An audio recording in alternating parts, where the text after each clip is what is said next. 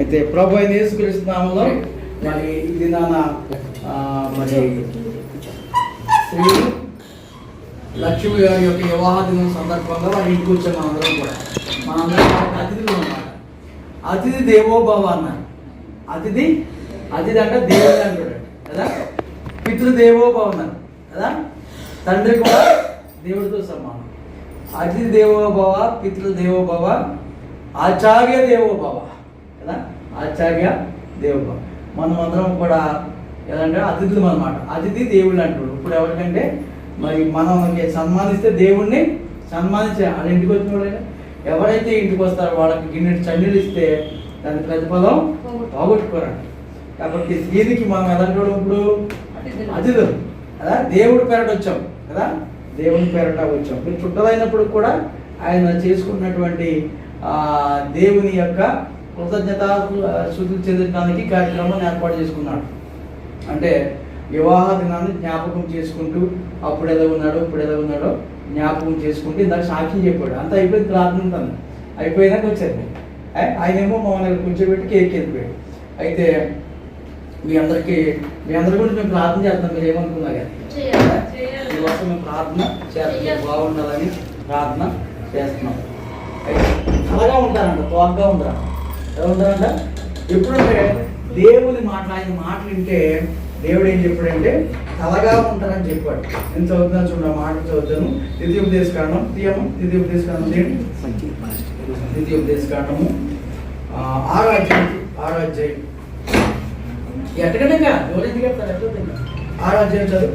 ద్వితీయోపదేశకాండం 6వ అధ్యాయం మొట్టమొదట క్లియర్గా చదువు. మాట చదివి ముగించాలి. 6వ అధ్యాయం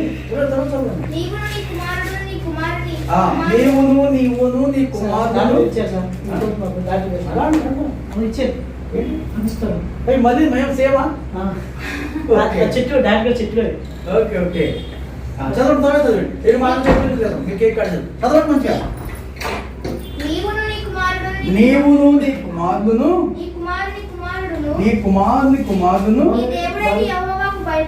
ఎవరంట? దేవుడని యెహోవాకు భయపడి మేము మీకు ఆజ్ఞాపించు ఆయన కట్టడలన్నీ ఆజ్ఞలన్నీ ఎప్పుడంట జీవిత దినములన్నిటను గైకొని పాటించదశం ఏమంట దీర్ఘాయుష్వంతులు అవుతారంట. పాటించిన వాళ్ళు మాత్రం అకాల మరణం చెందుతారు. రైతులైనా కదా ఎవరన్నా ఆయన మాటలు ఎవరైతే పాటిస్తారో ఆయన ఎంతకాలం అయితే మన జీవితం బ్రతకాలని ఒకసారి ఫిక్స్ చేశాడు. మధ్యలో అకాల మరణం చెందరంట. ఆయన ఆజ్ఞలు పాటించే వాళ్ళు అకాల మరణము చెందరంట కదా. ఆయన ఆజ్ఞలు అన్ని పాటించే క్రైస్తవులు కూడా చచ్చిపోతున్నారు. క్రైస్తవులకి ఏమో ఒక వేరు లేదు, ఏమి హిందువులకు లేదు, ముస్లిం లేదు, అందరూ ఒకటే దారి కదా. ఎందుకంటే ఒక భక్తుడు ఏమనంటే నేను కూడా లోకులు అందరూ మార్గం నేను కూడా వెళ్ళిపోతా అని చెప్పాడు. క్రైస్తవ భక్తుడే చెప్పాడు అన్నమాట. కాబట్టి స్పెషాలిటీ ఏమీ లేదు, అందరికీ ఒకటే మరణం. కాబట్టి ఎవరైతే ఈ బైబిల్లో ఉన్నటువంటి ఆజ్ఞలు ఎవరైతే గైకుంటారో వాళ్ళ మాత్రమే దీర్ఘాయుష్వంతులు అవుతారు. అర్థమవుతుందమ్మా? ఈ ఆజ్ఞలన్నీ ఎవరైతే గైకుంటారో వాళ్ళ దీర్ఘాయుష్వంతులు అవుతారు, సంపూర్ణ ఆరోగ్యంగా జీవిస్తారు. కానీ ఎవరో జీవించలేకపోతున్నారు. జీవించలేక ఏం చేస్తున్నారు? నియమించిన వయసు కంటే ముందు చనిపోతూ ఉన్నారు. తర్వాత దీర్ఘాయుష్వంతుడగినట్లు మనకి ఈ జీవితం అయిపోయిన తర్వాత మనకు ఒక స్వర్గం అనేది అనుకుంటాం. ఏంటంటే అందరం ఒకటి దానికోసమే ఈ బైబిల్ పట్టుకున్నా, పూజ చేసినా, కొబ్బరికాయ కొట్టినా, ఏం చేసినా, ఎవరు ఏది చేసినా, ముస్లింలు అందరూ చేసినా ఒక దాని గురించే పాల్గొంటున్నాం. అదేంటది? స్వర్గం కదా. క్రైస్తవులు ఏమో పరలోకం అంటారు, హిందువులు ఏమో స్వర్గం అంటారు, ముస్లింలు ఏమంటారు? ఏమంటారండి? ముస్లింలు కూడా స్వర్గం అంటారు, పరలోకం అంటారు, ఆడకూడదు పరలోకం అంటారు. అర్థం ఎవరు ఏం చేస్తే దీనికోసమే. ఈ జీవితం అయిపోయిన తర్వాత ఈ భూమి మీద జీవితం లేదు. ఇంకా ఒకటే జీవితం, మంచి జీవితమే. అంటే మంచి పనులు చేస్తే కుక్క పుడతాము, లేకపోతే పక్షిగా పుడతాము, లేకపోతే అలా పుడతాము ఇలా పుడతాము అనేది లేదు. ఎప్పుడైతే ఈ జన్మనిచ్చాడో ఈ జన్మలో ఆయన ఆజ్ఞలు ఎవరైతే పాటిస్తారో వాళ్ళకి భూమి మీద సుఖంగా బతికేటువంటి మంచి జీవితాన్ని ఇస్తాడో, సంపూర్ణ ఆయుష్ని పొడిగిస్తాడు. చనిపోయిన తర్వాత ఆ స్వర్గంలోకి వెళ్ళిపోయి దేవునితోనే మరణం లేకుండా జీవిస్తాడు. ఇంకా మరణం అనేది లేదు. మళ్ళీ ఇంకో రెండో జన్మ అంటే లేదు. నువ్వు కుక్క అయి పుడతావు, నక్క అయి పుడతావు, ఈ పాపం చేస్తావు, ఆ పాపం చేస్తావు అనేది ఏది కూడా లేదు. ఇచ్చినటువంటి ఈ జన్మను మనము ఇదేంటంటే దీన్ని పరిశుద్ధంగా పవిత్రంగా కాపాడుకోవాలి. దేవాలయాలు ఉన్నాయి, చర్చ్ అంటారు, దేవాలయం అంటారు, గుడి అంటారు, ఎన్ని అంటారు, అవన్నీ మనుషులు కట్టినవి. దానికంటే పవిత్రమైనది ఏంటంటే ఈ దేవాలయం. ఏంటంటే ఈ శరీరమైనటువంటి దేవాలయాన్ని ఎవరైతే పవిత్రంగా కాపాడుకుంటారో పాపంలో పడకుండా వాళ్ళలోనే ఆయన నివాసం చేస్తారు. మీ దేహమే దేవుని యొక్క ఆలయం. కాబట్టి దీన్ని ఎవరైతే భద్రంగా కాపాడుకుంటారో, ఆయన ఆజ్ఞలు గైకుంటూ ఆయన ఆరాధించుకుంటూ ఎవరైతే సాగిపోతారో వాళ్ళకే ఆ స్వర్గం. అర్థమవుతుందా? కాబట్టి అలాగ సాగిపోయినటువంటి ఆయన, ఎందుకంటే యేసుప్రభు ఎందుకు వచ్చాడండి లోకానికి, అలా ఎలాగ మనుషులకి ఇచ్చినటువంటి ఆజ్ఞలన్నీ పాటించలేక అందరూ పాపంలో పడిపోతున్నారు. నీతిమంతుడు లేడు, ఒక్కడు లేడు, అందరూ పాపం చేసి ఆ మహాదేవుడు అనుగ్రహించేటువంటి ఆ స్వర్గాన్ని పొందలేకపోతున్నారు. అంతే కదండి, ఆ స్వర్గాన్ని ఎవరు పొందలేకపోతున్నారు. ఏళ్ళు వెళ్ళారు, వాళ్ళు వెళ్ళారు అంటారు. ఇది ఇంతవరకు స్వర్గం వెళ్ళిన వాళ్ళు ఒక్కడు కూడా లేదని బైబిల్ స్పష్టంగా చెప్తుంది. మీరు చచ్చిపోయిన వాళ్ళు ఎక్కడికి వెళ్ళారండి అంటే వాళ్ళకు తీర్పున్నది, ఎక్కడికి వెళ్ళలేదు. వాళ్ళు ఉన్నారు. ఎక్కడ ఉందంటే వాళ్ళ ఆత్మలన్నీ ఒక దిక్కున ఉన్నాయి. ఆ తీర్పు తీర్చేవాడు వస్తాడు ఒక రోజు కదా. ఆయన జీవించమన్నాడు, జీవించకపోతే వాళ్ళకి తీర్పు తీర్చడానికి ఒక ఆయన వస్తున్నాడు. అప్పటికి ఈ భూమి ఆయన సృష్టించాడే, భూమి ఆకాశము సమస్తము కూడా నశించిపోతాయి. ఎందుకు తెలుసా? మా పాపాలతో బరువైపోయింది. ఇప్పుడు ఒకటే హైదరాబాద్ ఒకటే క్షేమంగా ఉంది, సుఖంగా. అన్ని దిక్కులు నష్టాలు జరిగిపోతూ ఉన్నాయి, జరుపుకుంటూ వస్తుంది కదా. ఇప్పటికి అక్రమము విస్తరించింది, అక్రమం విస్తరించి వస్తుంది. కాబట్టి త్వరలో ఈ భూమికి అంతం ఉంది, మనందరికీ అంతం ఉంది. అప్పుడు మనం ఉంటామో ఏదో తెలియదు. ఏంటంటే దేవుని దృష్టికి ఒక్క రోజు 1000 రోజులు కాదు, 1000 రోజులు ఒక్క రోజుగా ఉంటూ వస్తున్నారు. కాబట్టి ఏమవుతామో ఎప్పుడో ఒకదనేది తెలియదు. కాబట్టి ఆయుష్ ఉండగానే, ప్రాణం ఉండగానే మనము పవిత్రంగా ఉండి ప్రభుని నమ్ముకోవాలి. పవిత్రంగా ఉండి ప్రభు ఒక్కడ మాత్రమే పవిత్రంగా జీవించాడు. ఈ లోకానికి మానవుడు జీవించలేకపోతున్నాడు. కాబట్టి మానవుడు ఎలాగ జీవించాలో చూపించడానికి ఆ పరలోకం నుండి ప్రభు రూపంలో వచ్చాడు. ఆయన జీవించి పాపాన్ని జయించి మన పాపాల కోసము ఆయన మరణించి. ఒక మాట చెప్తాం చూడండి, మనిషికి జంతువుకి తేడా ఏంటి? మనిషికి జంతువుకి తేడా ఏంటి అసలు? మీరు అందరూ మంచుడు, జంతువులు అంటే చాలా ఇష్టం మీకు. మనిషికి జంతువుకి తేడా ఏంటి? పాస్టమ్ చెప్తుంది ఏంటంటే మనిషికి జంతువుకి తేడా ఏంటంటే దానికి ఏం లేదు, ఆత్మ లేదు. మనిషికి ఏమున్నది? ఆత్మ ఉన్నది. ఈ ఆత్మ ఎక్కడదంటే నరుని ఆత్మ యెహోవా పెట్టినటువంటి దీపం. ఈ దీపము ఆయన పెట్టాడు. ఎక్కడి నుంచి వచ్చింది దీపం?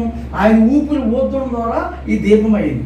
మరి ఇప్పుడు చూడండి, ఎవరైనా చనిపోతారు, చనిపోయినప్పుడు ఆయన అక్కడే ఉంటాడు. ఆయన చనిపోయాడు, ఏం పోయాడు? అక్కడే ఉంది కదా, ఆ బాడీ ఎక్కడ ఉంది కదా. ఏం పోయింది? ఆత్మ పోయింది. ఎక్కడ పోయింది? ఆయన ఎవరైతే ఆత్మను దయచేశారో ఆయన దగ్గరికి వెళ్ళదు ఇంకా అక్కడికి కదా.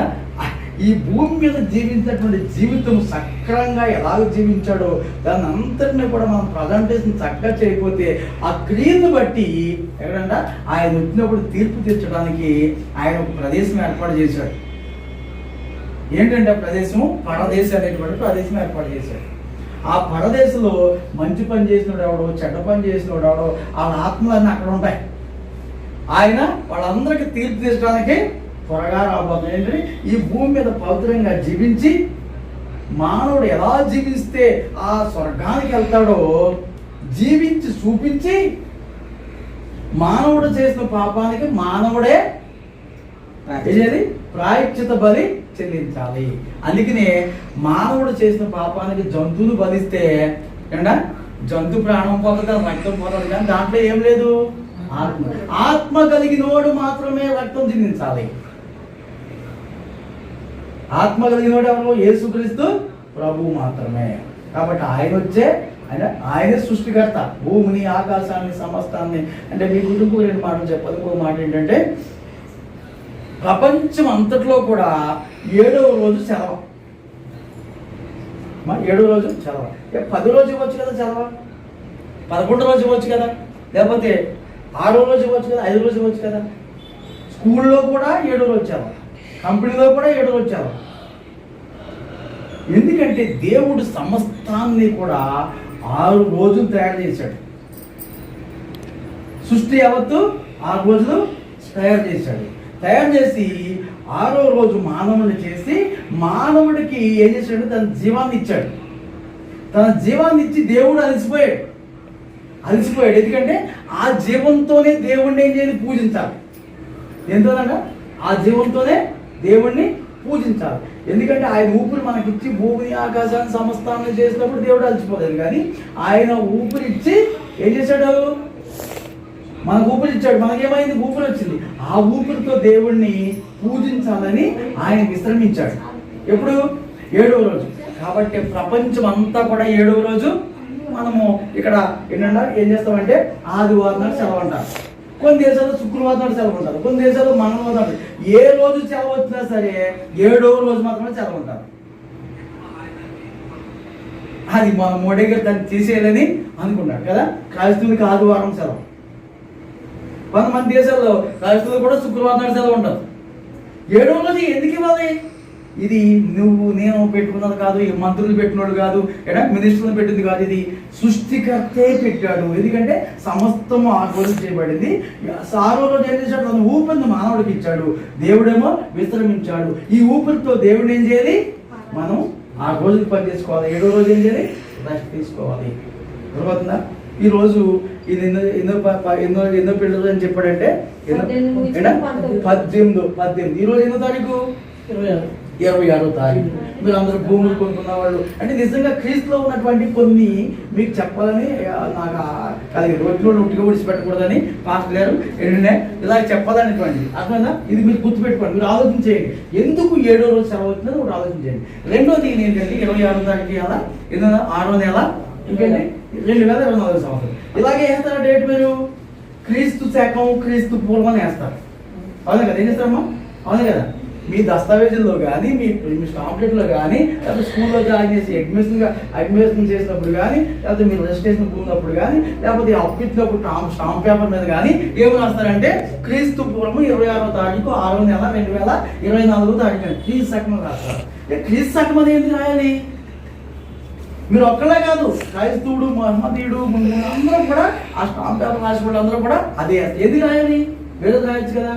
క్రీస్తు ప్రపంచానికి మధ్యలో పుట్టాడు. క్రీస్తు పుట్టినప్పటి నుంచే డేట్ పుట్టింది. ఈ రోజులు ఇవన్నీ లెక్కెట్టుకున్నాము, మనం బర్త్డేలు చేసుకున్నాము, లేకపోతే సంవత్సరాలు నెలలో లెక్కెట్టుకున్నాము అంటే క్రీస్తు పుట్టుక ఈ డేట్కి మొట్టమొదట కారణం. ఈ రెండు ఆలోచన చేయండి. దాన్ని బట్టి ఈయన లెక్కెట్టుకుని ఈరోజు ఏం చేయాలంటే నా పెళ్ళి ఎన్ని సంవత్సరాలు 18 సంవత్సరాలు అయిందని లెక్కెట్టుకున్నాక అవకాశం వచ్చింది. ఆయన బట్టి కూడా దేవుని స్తోత్రం కలుగుగాక. ఇందాక ఆల్రెడీ ప్రసంగం అయిపోయింది. లాస్ట్ మీరు వచ్చారని ఈ సూక్తులు అంటే ఈ మాటలు చెప్పడానికి దేవుడు ఈ రెండు ఆలోచించేయండి. ఎందుకు మా తమ్ముడు ఇలాగ నమ్ముకున్నాడో, ఏంటి ప్రత్యేకమిస్తున్నారు, వాళ్ళ పిల్లలు మన దగ్గర రానివ్వడం, మన దగ్గర తిన్నవడం, ఎందుకు రానివ్వడం, మా తమ్ముడు సెపరేట్గా ఉంటున్నాడు, ఏంటి దీనికి అంతటే కారణం అంటే ఇప్పుడు చదివాం కదా. ఏం చెప్పాను? నన్ను నమ్మినటువంటి వాళ్ళందరూ కూడా ఈ ఆజ్ఞలన్నింటినీ పాటించాలి అని మేము చెప్తాం. మీరు ఏమనుకున్నా కానీ కదా, పాటించాలి. పాటించడానికి ఏముంటుంది? దీర్ఘాయు ఉంటుంది. రెండోది ఏముంటుంది? ఆ స్వర్గం ఉంటుంది. ఈ భూమి మీద దీర్ఘాయు ఉంటుంది. ఇంకోటి దీర్ఘాయు ఉన్నంత కాలమే ఉంటుంది, ఆయన ఆశీర్వాదం ఉంటుంది. అలాగే ఉంటాడు. ఇప్పుడు ఎలా ఉంటాడు? తోక లేకపోతే అంత ఉన్నాడు. ఎలా ఉంటాడు? తలగా ఉంటాడు. అందరికి ఎలా ఉంటాడు? చిన్నోడైనా ఎలా ఉంటాడు? తలగా ఉంటాడు. అందరికి పెట్టేవాడిగా ఉంటాడు కదా. అందరికి చెప్పేవాడిగా ఉంటాడు, పెట్టేవాడిగా ఉంటాడు. అందరికి తలగా, అందరిలోకి కూడా ఇచ్చేవాడిగా ఉంటాడు. తలపాగా ఉంటాడు అని చెప్పలేదు. ఎప్పుడు ఆయన ఆజ్ఞలన్నీ క్రైస్తవుడిగా ఉండి ఏదో చూద్దాం అంటే కాదు, ఈ ఆజ్ఞలన్నీ పాటించినప్పుడు ఉంటాడు తలగా. అర్థమైందమ్మా? ఎప్పుడు ఈ భూమి మీద దీర్ఘాయుష్వంతుడిగా ఉంటాడు.